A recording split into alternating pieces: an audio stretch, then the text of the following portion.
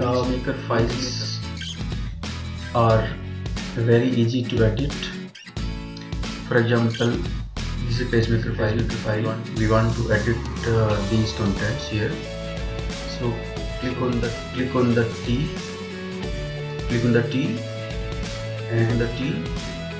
and bring the cursor on this area.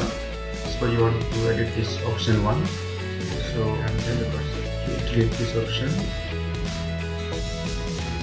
And suppose you want to add something new. So you can write here the speed of a at a distance of 1 kilometer. So we have added a new option.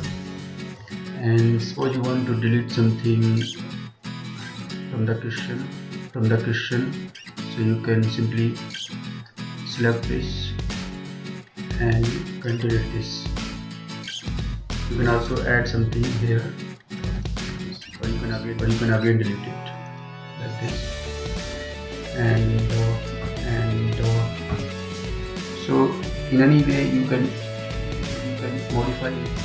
modify it, add something, you can delete something, you can remove something, you can paste something inside this.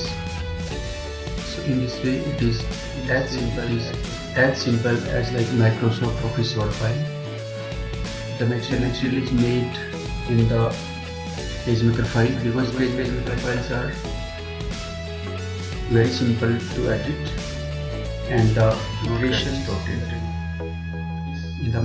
equations get distorted. The Microsoft files also get hanged if they are quite long, but this is not the case with pagemaker files. So simply make changes in your contents, and even you can add your header, footer in the pagemaker file. You can add your logo, etc., and simply give print to the file and give it to the students. And after making all the changes in the file, simply save the changes you have made by making Ctrl S or simply by file saved. So in this way your file contents will be saved.